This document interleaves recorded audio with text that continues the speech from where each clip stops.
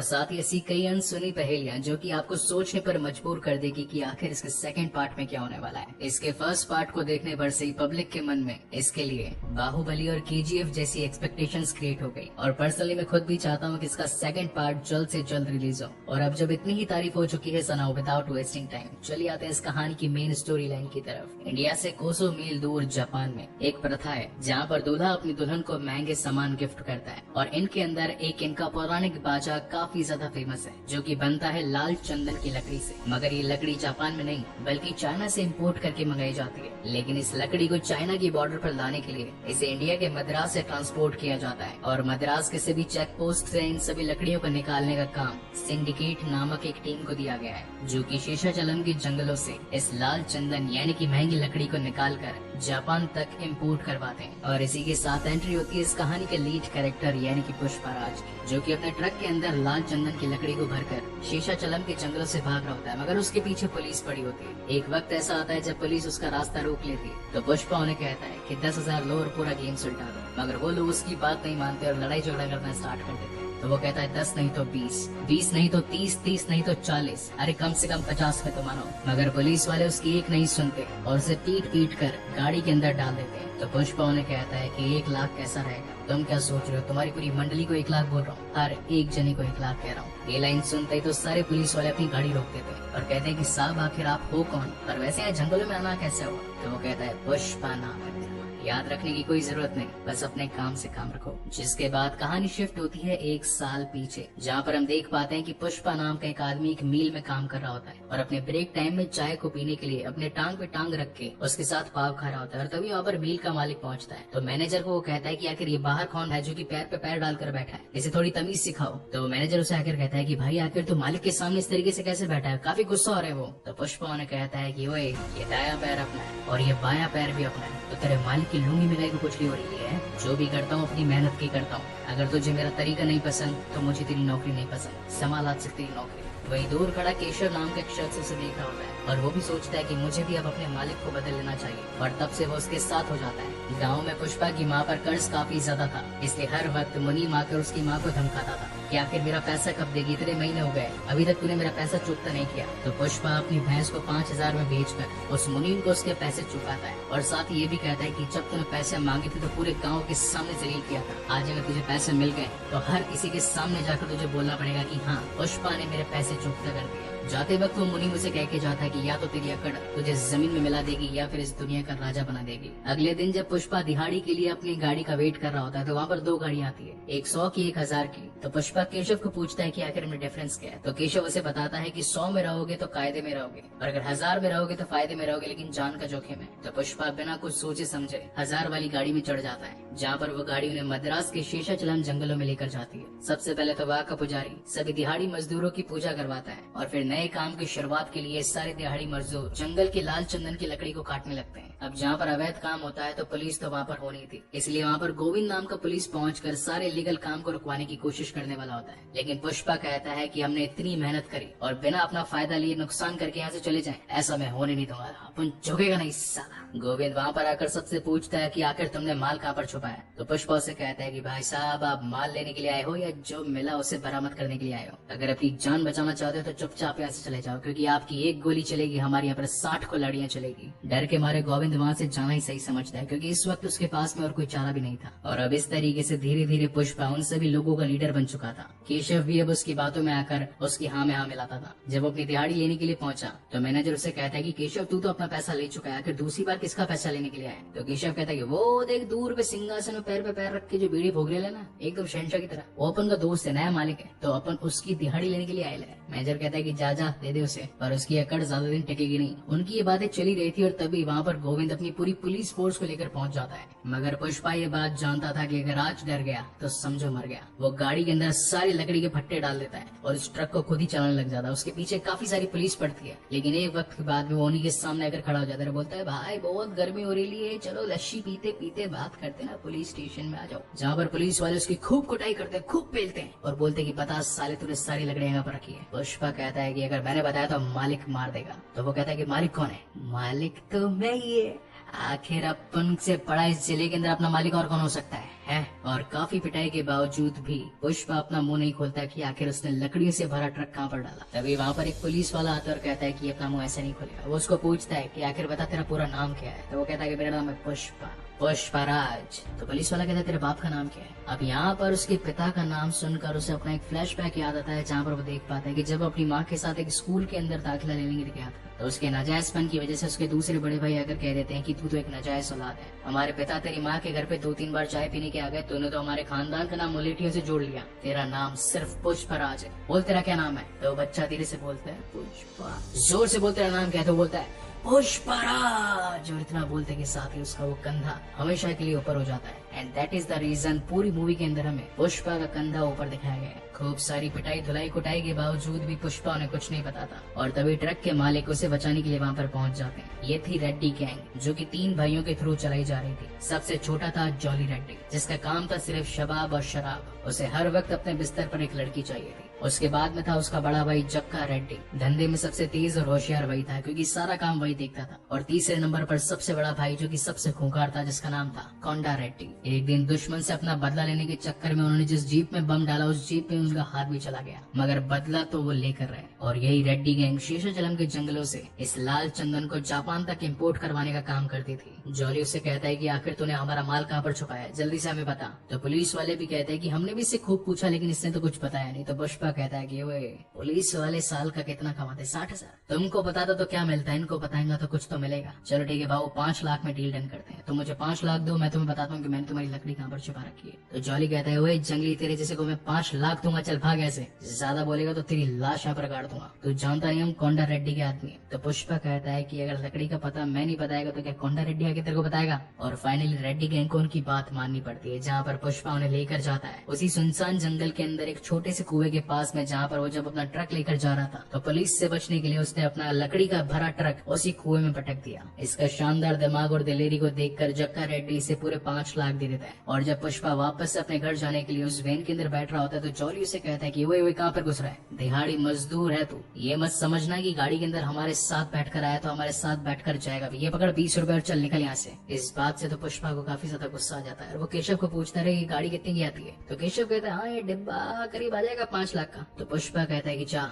मेरे लिए भी एक लाल कलर की सी वैन लेके आ। तो केशव कहता है कि भाई अगर अपन ने ये सारे पैसे उसमें घुसा दिए तो अपन तो गरीब हो जाएंगे, अपन को फिर से दिहाड़ी करनी पड़ेगी। तो पुष्पा कहता है कि बात अब ईगो पे आ चुकी है, अपन आया भी उसी गाड़ी में था तो जाएगा भी उसी गाड़ी में। जाकर मेरे लिए गाड़ी लेके आ। और अब केशव वही एक लाल कलर की दिखने वाली वैन उसके लिए लेकर आता है, जहाँ पर वो उसकी माँ को भी अपनी गाड़ी दिखाता है और ये तीनों ही काफी खुश होते हैं। लाल चंदन की लकड़ी के भरे ट्रक को पुलिस से बचाने में पुष्पा ने जो दिलेरी दिखाई, इसलिए कोंडा रेड्डी उसे खुद अपने पास बुलाता है। यहाँ पर बेसिकली कोंडा रेड्डी की मीटिंग चल रही थी, जहाँ पर कुछ और दूसरे ट्रक चलाने वाले जो कि पुलिस की चेक पोस्ट पर आते अपना सारा माल यूं ही छोड़कर भाग गए थे और करीब 10 टन माल पुलिस ने यूं ही पकड़ लिया था। तो वो उन पर काफी ज्यादा गुस्सा हो रहा होता है। तभी यहाँ पर पुष्पा कहता है कि अगर नाच गाना है तो गाने को बुरा नहीं कहते, सिर्फ एक अच्छी प्लानिंग ही तुम्हें जीत दिला सकती है। तो कोंडा कहता है कि अगर तेरे पास इतना दिमाग है तो आखिर पता आइडिया क्या है। तो पुष्पा कहता है कि मैं कोई अचार थोड़ी ना बांट रहा हूँ जो यहाँ पर सबके सामने बांट दूं। आइडिया है बस, अकेले में बताऊंगा। और वो आइडिया था दूध के टैंकर को आधा आधा करके उसके नीचे के पार्ट में चंदन वाली लकड़ी को डालकर ऊपर से दूध डालकर चेक पोस्ट से यूं ही निकाल देने का। और ऐसा करते करते काफी दिन बीत जाते हैं। ये लोग धीरे धीरे माला माल भी होते जाते हैं, लेकिन पुलिस के नाक के नीचे से सारा माल निकल रहा होता है और उन्हें इस बात की खबर तक नहीं चलती। वहीं पर पुष्पा की नजर दूध बेचने वाली एक लड़की जिसका नाम होता है श्रीवल्ली, उससे प्यार हो जाता है। और वो रोज केशव को बस यही पूछता रहता है कि क्या उसने मुड़ के मुझे देखा, क्या वो मेरी तरफ देख के हंसी, या क्या वो अभी मुझे देखकर निकली क्या। तो केशव झूठ बोल देता है कि नहीं भाई अभी तक तो देखा ही नहीं। तो वो कहता है कि दिल रखने के लिए तो कम से कम तो मुझे बोल ही सकता है कि हाँ वो मुझे देखती रहती है, क्योंकि पुष्पा तो मानो श्रीवल्ली के प्यार में एकदम लट्टू हो चुका था। एक दिन रोजी की तरह जब ये लोग चेक पोस्ट से निकल रहे होते हैं तभी वहाँ पर गोविंद उनकी ट्रक को रोक लेता है और कहता है कि ऊपर से तेरा ट्रंक खाली और नीचे से फटा ढोल, आखिर माजरा क्या है, डबल ढोल की कहाँ से लाया है। तो वो दोनों ट्रक ड्राइवर बता देता है कि हमें पुष्पा ने ऐसा करने के लिए कहा। तो गोविंद कहता है कि बात से तो उसके लिए काम नहीं बल्कि मेरे लिए काम करेगा। साउथ साइड में मूवीज का काफी ज्यादा चलन था और नागार्जुन तो मानो इनके लिए भगवान थे। और उन्हीं की पिक्चर देखने के लिए श्रीवल्ली और उसकी कुछ साथियां पहुंचती है, मगर 15 रुपए का टिकट 100 रुपए का बिक रहा था और उनके पास इतने पैसे नहीं थे। तभी वहाँ पर केशव आता कहता है कि मैं तुझे 1000 रुपए दूंगा, लेकिन तुझे मेरे एक छोटा सा काम करना पड़ेगा। तो श्रीवल्ली कहती है क्या करना पड़ेगा। तो केशव कहता है कि तुझे मेरे दोस्त यानी कि पुष्पा को घूर के देखना पड़ेगा, और हाँ ज्यादा टाइम हंसते हुए भी चाहिए। तो पहले तो श्रीवल्ली मना कर देती है, लेकिन उसकी साथियां कहती है कि यार 1000 रुपए मिल रहे, कम से कम मूवी भी देखेंगे, पॉपकॉर्न खाएंगे, चाय शाय पियेंगे। हंस के देखना ही तो है, और क्या करना है। जिसके बाद तो नेक्स्ट डे पुष्पा मंदिर के सामने प्रसाद लेकर भगवान से मिन्नत करके बाहर निकल रहा होता है कि अगर आज उसने मुझे देखा तो ठीक है, नहीं देखा तो मैं जिंदगी भर कभी उसकी शक्ल नहीं देखूंगा। तो केशव कहता है 1000 दिए, ऐसे कैसे नहीं। तो पुष्पा कहते 1000 नहीं भाई, वो तो मैंने मंदिर में पुजारी को दिया ना, ताकि आपके लिए मैंने प्रार्थना करी तो वो देखेगी आपको तो मजा आएगा ना। कि तभी वहाँ से श्रीवल्ली और उसकी कुछ साथियां निकलती है, और जैसे श्रीवल्ली वहाँ पर पुष्पा को देखती है, पुष्पा तो मानो उसकी स्माइल पर फिदा हो जाता है और केशव को कहता है अरे वाह यार मेरी दिल सेट हो गई, अब तो मैं जा रहा हूँ डायरेक्ट उसको आई लव यू बोलने के लिए। तो केशव उसे रोकता है और बोलता है कि नहीं भाई अभी मत जाओ, अभी मत जाओ, अभी तो अपने प्रार्थना करिए, तुम मुझे झुकोगे नहीं, जाओ मत। लेकिन पुष्पा को तो उसके प्यार के अंदर बस लड्डू ही लड्डू दिख रहे थे और वो सीधा जाकर पहुंच जाता है। श्रीवल्ली को कहते थे मैं तेरे को मस्त लगता है ना। तो श्रीवल्ली कहती है चच वो तो मैं तेरे को देख नहीं रही थी, तो तू कावरा बावरा हो रहा था। केशव ने 1000 रुपए दिए थे मुझे तुझे देखकर स्माइल पास करने के। ये बात सुनकर तो पुष्पा की पुष्पी हो जाती है और वो जाकर सीधे केशव को पकड़ता है, बोलता है साले तूने 1000 रुपए दिए उसको, पूरे कैरेक्टर की माँ बहन करके रख दी तूने, वो क्या सोचेगी मेरे बारे में कि मैं पैसे देकर चीज खरीदता हूँ। तो केशव कहता है सॉरी भाई मुझसे गलती होगी। पुष्पा कहता है चल ठीक है, गलती होगी तो एक काम और कर, अब तू जाओ उसके पास और उसको 5000 दे। केशव बोलते हैं 5000 क्या को 5 दिन देखने का। बोलते हैं नहीं, अब जाकर उसको बोल के मुझे पप्पी करे आके। और अब 5000 के लालच में तो वो आई जाती है और सीधा अगले दिन अपने फ्रेंड्स के साथ में पहुंच जाती है एक चुम्मी देने के लिए पुष्पा को। अब पुष्पा मुंह में इलायची खा के मस्त उसका लिप टू लिप किस लेने के लिए बैठा होता है, मगर इतने में श्रीवल्ली जोर से रो देती है और कहती है कि मैं तो पहले चुम्मी अपने पति को ही दूंगी, मैं तुम्हें नहीं दे सकती। और अब इतना रोने के साथ इसके बाकी फ्रेंड्स भी वहाँ पहुंच जाती है और कहती है ये तूने क्या किया इसके साथ में। तो पुष्पा कहता है मैंने क्या किया, पूछो इसको, इसने कुछ किया ही नहीं मेरे साथ में। और रो धो के लंबा चौड़ा नाटक करके वहाँ से श्रीवल्ली निकल पड़ती है। पुष्पा कहता है 5000 का हिसाब तो इससे लेकर ही दूंगा, 5000 ऐसे ही मिलते हैं, कमाने पड़ते हैं। वहीं पर हम इंट्रोड्यूस होते हैं इस कहानी के एक और कैरेक्टर से जिसका नाम है मंगल सीन। इसके पास में 1000 टन लाल चंदन की लकड़ियां पड़ी होती है, जो कि पुलिस के आए दिन बहकावे में न आने की वजह से वो अपनी सारी लकड़ियों को कोंडा रेड्डी की गोडाउन में छिपाने के लिए आता है। उसे कहता है कि अगर तुम कुछ महीनों के लिए मेरा ये सारा माल पुलिस से छिपा लोगे तो तुम्हारी मुझ पर बड़ी मेहरबानी होगी। तो कोंडा रेड्डी कहता है कि हाँ मेरे पास एक नया लौंडा है, इसका नाम है पुष्पा, इसके आने के बाद तो पुलिस ने हमारी एक भी लकड़ी नहीं पकड़ी, तो ये काम तुम्हारा वो संभाल लेगा, कोई दिक्कत नहीं है, तुम आराम से मजे करो। लेकिन अब क्योंकि गोविंद को इनके सीक्रेट ठिकाने का पता लग चुका था तो वो सारे पुलिस वाले वहाँ पर भिजवा कर रंगे हाथ पुष्पा और साथ ही कोंडा रेड्डी की गैंग को पकड़ना चाहता था। ये बात अब पुष्पा तक भी पहुंच जाती है, इसलिए वो वहाँ पर मौजूद सारी लकड़ियों को पानी में फेंक देता है और काफी सारे पैसे केशव को देकर डैम को बंद करवाने के लिए उसे यहाँ से भेजता है। और जब गोविंद अपनी पूरी टीम के साथ वहाँ पहुँचता है तो उसे कुछ नहीं मिलता सवाए हार के। और अब हजारों टन बचा लेने के बाद तो मंगल सीनू के सामने पुष्पा की गुडविल बढ़ चुकी होती है और वो उसे अपनी पार्टी में इनवाइट करता है, जहाँ पर बड़े बड़े पुलिस वाले, पॉलिटिशियंस, नेता और ऊंचे ओहदे के लोग मौजूद थे, जो कि सभी सिंडिकेट के लिए काम किया करते थे। और सिंडिकेट जैसा कि मैंने आपको शुरुआत में बताया, ये पूरी एक टीम जो कि लाल चंदन की लकड़ी को इंडिया से चाइना इम्पोर्ट करवाती थी, जहाँ से इलीगली वे में चाइना से ये लकड़ी जापान जाती थी वहाँ के महंगे बाजे बनाने के लिए। मगर इसी बीच पार्टी में पुष्पा को ये पता चलता है कि जो माल 1 टन का मंगल सीनो चेन्नई के मुर्गन को 2 करोड़ में बेचता है, उसका सिर्फ 25 लाख ही यहाँ कोंडा रेड्डी और बाकी की टीम में बांटता है। आखिर बाकी का पैसा वो खुद के पास क्यों रखता है और ये सारी इलीगल जानकारी उसने अभी तक किसी को बताई क्यों नहीं। वो ये सारी बात कोंडा रेड्डी को बताता है तो कोंडा रेड्डी कहता है कि ठीक है, तो खुद ही जाकर उससे पैसा बढ़ाने के बारे में बात कर दे। अगर बात करता है तो ठीक है, अगर नहीं बात करता और कोई भी पंगा होता है तो मैं तुझे नहीं जानता, तू मुझे नहीं जानता। और अब जैसा कि पुष्पा के मन में श्रीवल्ली बस चुकी थी और उसने ये बात सुन ली थी कि वो अपनी पहली किस अपने पति को ही देगी, इसलिए वो शादी करवाने के लिए अपनी माँ को उसके घर पहुंचा देता है। लेकिन तभी वहाँ पर उसका एक सौतेला भाई पहुंच जाता है और सारे की एक किराए पर पानी फेर देता है और कहता है कि मिलिट्री परिवार का नाम तेरे नाम से नहीं जुड़ेगा। और साथ ही श्रीवल्ली के पिता को भी कह देता है कि एक नाजायज औलाद के घर पे आप अपनी बेटी को बिया रहे हैं, एक बार सोच तो लीजिए। इतना सुनते के साथ ही तो पुष्पा को गुस्सा आ जाता है, वो उसके सर पर एक घड़ा फेंक कर मारता है, लेकिन इतने में ही उसकी माँ टकरा कर जमीन पर गिर जाती है। उसकी माँ की सर से खून बहने लगता है तो पुष्पा अपनी माँ को सीधा हॉस्पिटल लेकर जाता है। रो रो कर उसका बुरा हाल हो गया होता है। तो केशव आकर पूछता है कि आखिर भाई आप इतना रो क्यों रहे हैं, इस बात से आपको इतना क्या बुरा लग गया। तो पुष्पा बताता है कि काफी साल पहले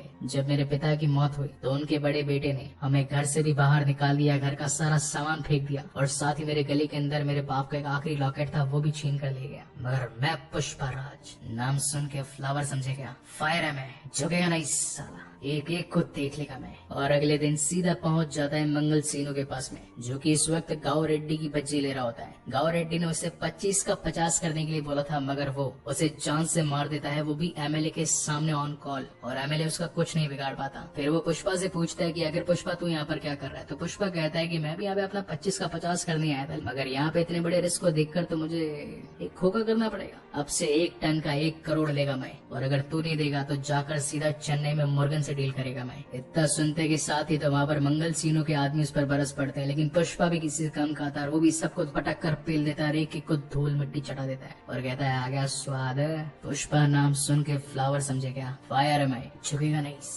और अब जब लंबी पसड़ हो चुकी थी तो सीधा पुष्पा अपना 10 टन माल लेकर पहुंच जाता है चेन्नई में मुर्गन के पास में, और उसको बोलता है कि ये मेरा सैंपल देख और तुझे पता चल जाएगा कि आखिर किस टाइप का माल तेरे पास लेकर आया। ये सैंपल देखकर तो मुर्गन खुद उसके पास में नीचे आ जाता और कहता है क्या माल लेके आया है भाई, ऐसा माल तो मैं जब धंधा शुरू किया मैं तब देखा। पुष्पा कहता है कि अगर तुझे माल चाहिए तो मुझसे डायरेक्ट डील कर, बीच में मंगल सीनू नहीं आएगा। साथ ही यहाँ जॉली रेड्डी को ये पता चल चुका होता है कि जिस शख्स ने पुलिस को हमारे पूरे ठिकाने और पूरी लकड़ियों के बारे में इन्फॉर्म किया वो और कोई नहीं बल्कि श्रीवल्ली का बाप ही था। इसलिए वो सबसे पहले श्रीवल्ली के पास पहुंचता है कि अगर तो अपने बाप को बचाना चाहती है तो ये ले पीली साड़ी और रात को इत्र लगाकर गजरा लगाकर मेरे पास आ जाना और सुबह तेरे बाप को मुझसे ले जाना। अब श्रीवल्ली अपने बाप को बचाने के लिए करती भी तो क्या करती, और सीधा रेडी होकर पहुंच जाती है सबसे पहले तो पुष्पा के पास में, और इसे सारी बात क्लियर करती है कि जॉली रेड्डी ने मेरा फायदा उठाया, मेरे पिता को अपने घर पे कैद कर लिया और मुझे एक रात सोने के लिए बुला रहा है। अब श्रीवल्ली तो पुष्पा का पहला प्यार थी, इसलिए वो उसे मना कैसे कर सकता था, और इसी के साथ वो पहुंच जाता है सीधा जॉली रेड्डी के पास में, और सबसे पहले तो जॉली रेड्डी की लोली तोड़ देता है, उसे खूब मारता है, खूब पीटता है, उठा उठा के फेंक देता है। केशव कहता है कि रे भाई रुको रुको, हमने इसके बाप को छुड़वा लिया, अब चलो यहाँ से, इतना ज्यादा मारोगे तो मर जाएगा ये, और अगर ये बच गया इसने अपने भाई को बता दी तो इसके भाई तो आपकी हड्डी पसली तोड़ देंगे। तो जॉली कहता है सुन, ये लड़ाई तेरी और मेरे बीच में। तो पुष्पा कहता है ये करी ना तूने मर्दों वाली बात, अब जब तैयार हो जाए ना अपने बॉडी को सही कर लेना तो वापस आ जाना लड़ने के लिए, तेरे को बताता हूँ तूने किस पर हाथ रखा था। और फिर आता है इस मूवी का one of the best song Saami Balam Saami, जो कि आपने काफी बार काफी सारे टिकटॉकर्स और यूट्यूब के शॉर्ट्स में तो सुना ही होगा। वेल इस पर किस किस ने डांस किया मुझे कमेंट सेक्शन में जरूर बताइएगा। हॉस्पिटल में जॉली रेड्डी की इतनी खराब हालत को देखकर कोंडा रेड्डी अपने बाकी के लोगों से पूछता है कि आखिर इसे मारा किसने, ये तो बता नहीं रहा और तुम में से किसी को पता नहीं, मगर उस दिन वहाँ पर एक लड़की अपने बाप को छुड़वा कर लेकर गई थी और मैं जानता हूँ कि वो लड़की कौन थी और जॉली का हाल किसने किया होगा। वहीं पर सीन शिफ्ट होता है पुष्पा और केशव पर, जो कि इस वक्त ये बात कर रहे थे कि हमने जॉली की जो हालत करी है कोंडा रेड्डी हमें कभी उसके लिए माफ नहीं करेगा। और इतने में कोंडा रेड्डी उनका गेट खोलकर अंदर आ जाता है और बोलता है कि पुष्पा कल हवाले का पैसा जो तिरुपति से हम लेकर आने वाले हैं, क्या उसका हाफ नोट तेरे पास में पड़ा है? पुष्पा कहता है कि हाँ वो मैंने संभाल कर रखा है, कल हम जल्दी सुबह वहाँ से पैसा निकाल कर ले आएंगे। लेकिन तभी केशव को शक होता है कि क्या कोंडा रेड्डी ने उनकी ये बातें सुनी है नहीं। जहाँ एक तरफ तो अगले दिन पुष्पा और कोंडा रेड्डी हाफ नोट को लेकर हवाले का पैसा लेने के लिए गए होते हैं, वहीं दूसरी तरफ केशव जब घर पर बैठा होता है तो झाड़ू लगाने वाली वहाँ पर झाड़ू लगाकर गाने गा रही थी। तो केशव कहता है कि आखिर मेरा गाना जो मैं गा रहा था तूने सुना कैसे और तू सेम गाना कैसे गुनगुना रही है? तो वो काम वाली बताती है कि गेट के बाहर तो सारी आवाज सुनाई पड़ती है, और कल तुम जो बात कर रहे थे ना कि तुमने जॉली रेड्डी को पटक पटक कर मार दिया, तो कोंडा रेड्डी ने और मैंने वो बातें सुन ली थी। ये सुनकर तो केशव के पैरों तले जमीन खिसक जाती है। वो पुष्पा के पेजर पर डेंजर का एक मैसेज छोड़ देता है। हालांकि रास्ते में जाते वक्त पुष्पा उस डेंजर के मैसेज को रीड तो कर लेता है, लेकिन तभी कोंडा रेड्डी के लोग उसे पटक कर धोने लगते हैं। मगर उसी वक्त दूसरी ओर से मंगल सीनों के आदमी आकर कोंडा रेड्डी को पेल देते हैं। हालांकि वो यहाँ पर आए तो पुष्पा को जान से मारने थे, क्योंकि पुष्पा ने डायरेक्टली डीलिंग मुर्गन के साथ जो करी थी, मगर कोंडा रेड्डी बीच में यूं ही मारा जाता है। वेल यहाँ पर एक काफी अच्छा फाइट सीक्वेंस सीन हमें दिखाया जाता है, लेकिन उसको मैं ज्यादा एक्सप्लेन करूंगा नहीं क्योंकि ये वीडियो ऑलरेडी काफी बड़ी होने वाली है। एट द एंड कंक्लूजन में ये निकलता है कि मंगल सीनों के साले ने जो अटैक पुष्पा पर करा था, पुष्पा उन सभी अटैक से बचकर ऑन कॉल मंगल सीनों के सामने उसके साले को जान से मार देता है और कहता है कि मैंने तो सिर्फ 5 मिनट पहले उसे मारा, अगर तुमने 5 मिनट देरी नहीं करी होती तो मैं उसे छोड़ देता। वहीं पर अगले दिन पूरे गांव के अंदर शोक का माहौल था, क्योंकि कोंडा रेड्डी जो कि गांव का एक काफी नामी गिरामी आदमी था वो मर चुका था, और उसे श्रद्धांजलि देने के लिए वहां पर एमएलए, बड़े बड़े पॉलिटिशियंस और साथ ही मंगल सीनू भी आया था। मंगल सीनू यहाँ पर पुष्पा और कोंडा रेड्डी के भाई जक्का रेड्डी को कहता है कि तुमने मेरे भाई को जो जान से मारा, मुझे उसकी बॉडी चाहिए। और साथ ही पुष्पा ने सिंडिकेट के मेंबर्स के साथ में दगाबाजी करके ये काम हमारा था, सारा लकड़ी का माल पहुँचाना, मगर ये बीच में क्यों कूदा? तो पुष्पा कहता है कि मंगल सीनू भी कुछ कम नहीं, हमें 25 लाख देकर 1 टन माल 25 की जगह 2 करोड़ में बेचता है। क्या ये दगाबाजी नहीं है सिंडिकेट के साथ में? हर किसी को अपना अपना हक तो मिलना ही चाहिए। एमएलए साहब, ये लो आपके लिए 3 करोड़ सिर्फ कमीशन। अगर मैं सिंडिकेट में मंगल सीनू की जगह पर आ गया तो सभी को माला माल कर दूंगा। एक बार मुझ पर विश्वास कर तो देखो। क्या आज तक मेरी रखवाली के अंदर कोई पुलिस वाला एक भी लकड़ी का टुकड़ा ले जा पाया है? एमएलए को भी पुष्पा की बात में दम लगता है और वो सिंडिकेट का मेन हेड मंगल सीनू की जगह पुष्पा राज को बना देता है। जिसके बाद तो पुष्पा के हर जगह जलवे जलवे होते हैं। मगर अब इन जलवों को रोकने के लिए पहुंच चुका था भैरव सिंह शेखावत, इस कहानी का एक और लीड कैरेक्टर। पुष्पा इस बात को जानता था कि गोविंद के ट्रांसफर ले लेने के बाद में जो भी पुलिस वाला यहाँ पर आया है, अगर उसने शुरुआत से उसके साथ में पैसों की सेटिंग बैठा कर रख ली तो आगे धंधे में कोई प्रॉब्लम नहीं होगी। इसलिए वो एक खोखा लेकर सीधा भैरव सिंह शेखावत के पास पहुँचता है। तो वो कहता है मन ने कुछ कम लागे है। उसके लोग मिलकर सारे नोट अगेन गिनते हैं। वो कहता है कि सर नोट तो पूरे हैं, लेकिन आप कह रहे हो कि कुछ कम लग रहा है। तो भैरव सिंह कहता है कि हाँ कुछ तो कम लग गया है। सुखलाल, ये शर्ट देख रही है? इसका शर्ट भी सफेद है और मेरा भी सफेद है, पर पता है फर्क किधर है? फर्क है ब्रांड में। देख इसके कंधे पे कोई ब्रांड नहीं और ये देख मेरे कंधे पे ब्रांड है। ब्रांड यानी बाप का नाम। पुष्पा को ये बात सुनकर गुस्सा आ जाता है, वो अपनी मुट्ठी बेच लेता है। तो भैरव सिंह कहता है कि रे मुट्ठी मत बीच, मुट्ठी बेचने का काम खाली मारा है मारा, चल खोल मुट्ठी नहीं तो मुली मार दूंगा। दबी आवाज में पुष्पा कहता है कि और कितना कम पड़ रहा है साहब? तो भैरव सिंह कहता है साहब नहीं सर बोल सर, बस इसी चीज की तो कमी थी। अगर तू मेरे को इज्जत देगा, सर बोलेगा, तो खुद भी कायदे में रहेगा और अपनी शादी में भी जा पाएगा। अब आज से मैं डिसाइड करूंगा कि कितना पैसा मेरे को लेना है और कितना तेरे को देना है, कौन सी डील कब करनी है और कौन सी डील कब नहीं करनी।